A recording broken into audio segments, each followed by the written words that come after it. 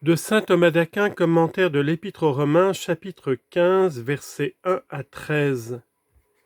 Nous devons donc, nous qui sommes plus forts, supporter les faiblesses des infirmes et ne pas nous complaire en nous-mêmes.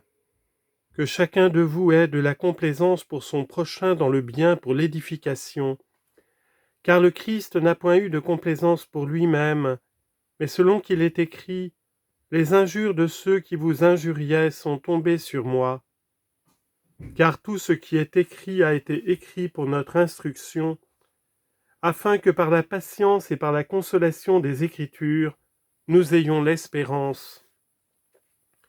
Que le Dieu de patience et de consolation vous donne d'être unis de sentiments les uns aux autres, selon Jésus-Christ, afin que d'un même cœur et d'une même bouche vous glorifiez Dieu et le Père de notre Seigneur Jésus-Christ. C'est pourquoi soutenez-vous les uns les autres comme le Christ vous a soutenus pour la gloire de Dieu. Car je dis que le Christ Jésus a été le ministre de la circoncision pour justifier la véracité de Dieu et confirmer les promesses faites à nos pères. Mais les gentils doivent honorer Dieu pour sa miséricorde selon qu'il est écrit. C'est pourquoi je vous confesserai parmi les nations et je chanterai votre nom. Elle dit encore, réjouissez-vous, nations, avec son peuple, et ailleurs, nation, louez toute le Seigneur, peuple, glorifiez-le tous. Isaïe dit aussi, il sortira de la tige de Jessé un rejeton qui s'élèvera pour commander aux nations, et les nations espéreront en lui. Que le Dieu de l'espérance vous comble de toute joie et paix dans votre foi, afin que vous abondiez dans l'espérance et dans la vertu de l'Esprit Saint. Commentaire de saint Thomas. Après avoir enseigné que les plus forts doivent éviter de scandaliser les faibles, l'apôtre enseigne ici qu'ils doivent aussi supporter leurs faiblesses. Et à cet effet, il donne d'abord un avertissement, puis il le développe à ces mots au verset 2, que chacun de vous. L'avertissement a deux parties. La première a rapport à la démonstration extérieure. Saint Paul dit donc, non seulement nous devons éviter de scandaliser les faibles, mais de plus, nous qui sommes plus forts dans la foi, nous devons supporter les faiblesses des infirmes.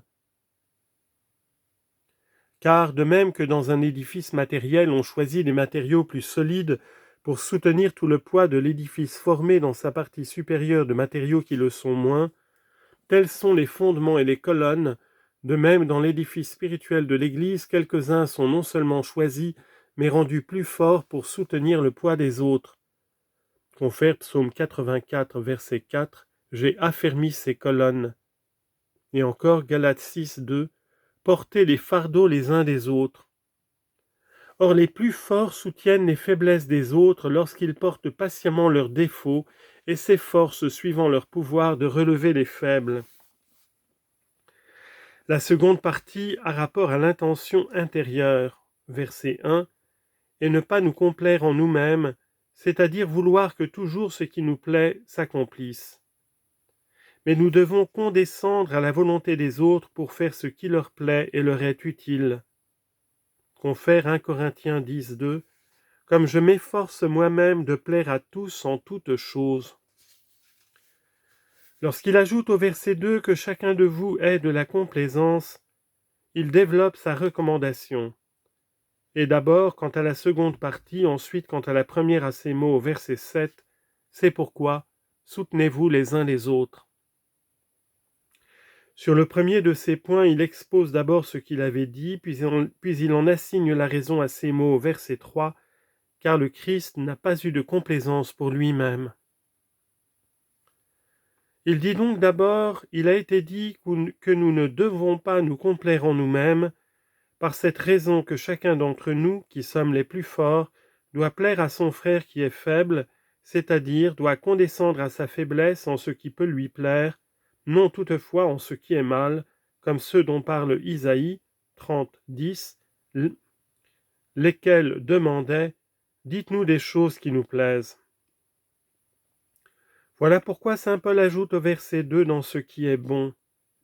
De même aussi, nous ne devons pas chercher à plaire aux hommes pour obtenir la louange ou l'honneur, puisqu'au psaume 52, verset 6, il est dit « Le Seigneur a brisé les os de ceux qui veulent plaire aux hommes ».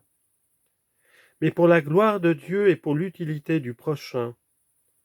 Aussi l'apôtre ajoute-t-il au verset 2 « Et pour l'édification », c'est-à-dire afin que, condescendant à la volonté des autres, ils soient eux-mêmes édifiés dans la foi et dans la charité de Jésus-Christ. Confère Romains 14, 19 « Faisons les uns envers les autres ce qui peut édifier ».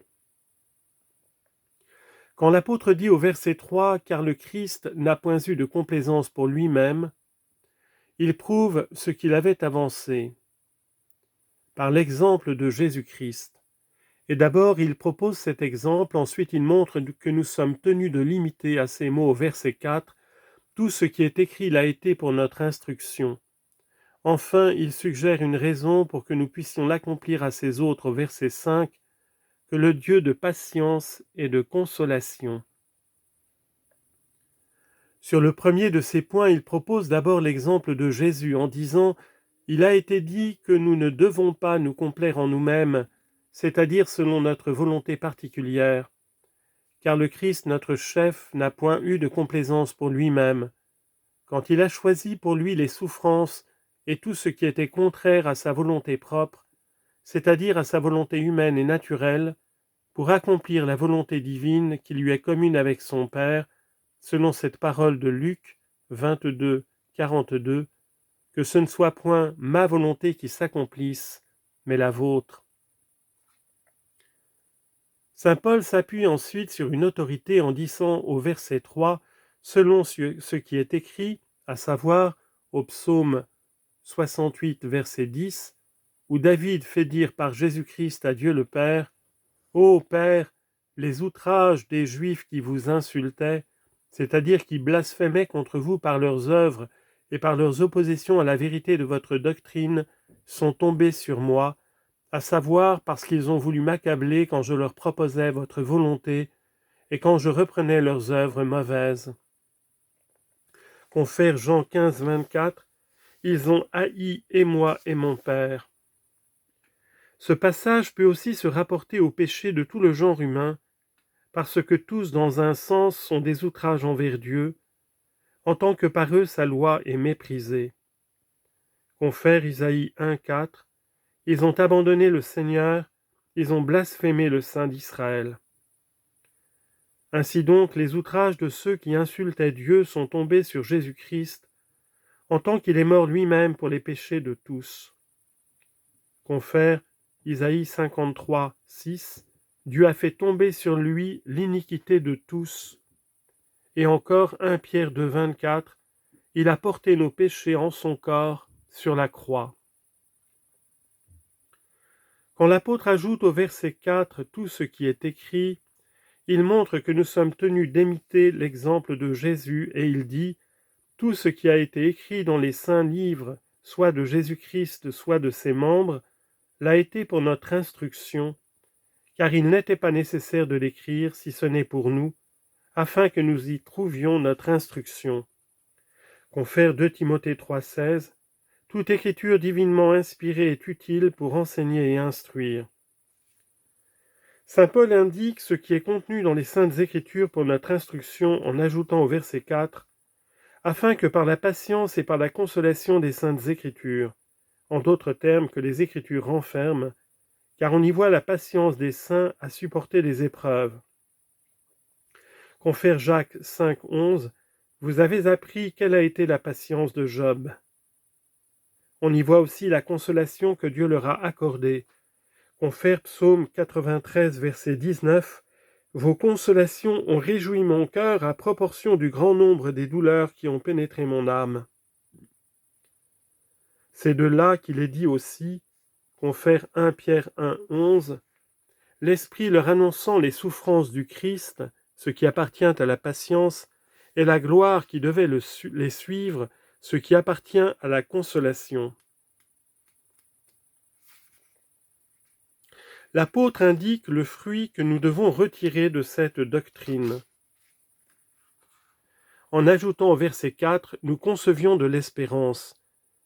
Car en apprenant par la Sainte Écriture que ceux qui ont supporté des tribulations pour Dieu ont été divinement consolés, nous concevons l'espérance d'être consolés nous-mêmes, si, à notre tour, nous avons été patients dans de semblables épreuves.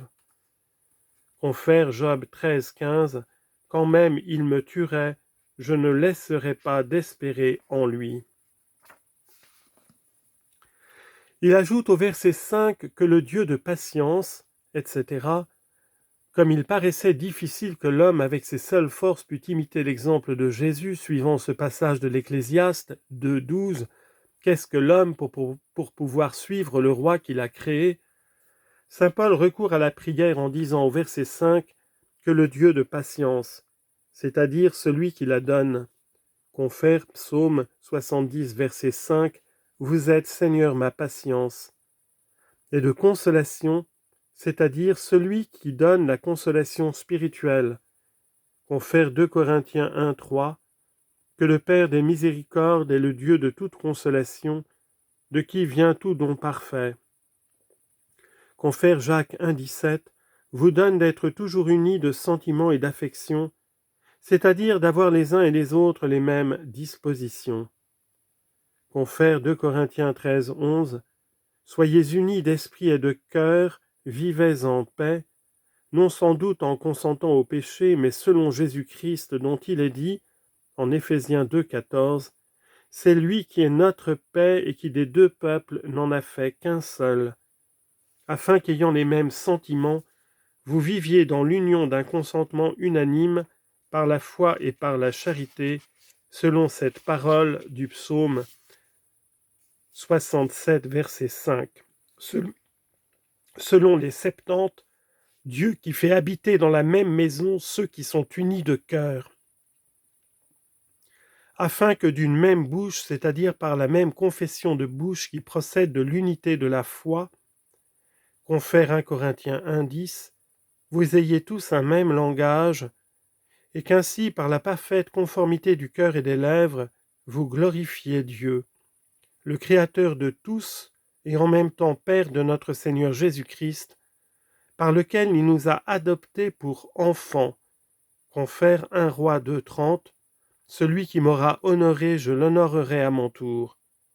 Et Malachie 1, 6, si je suis votre Père, où sont mes honneurs?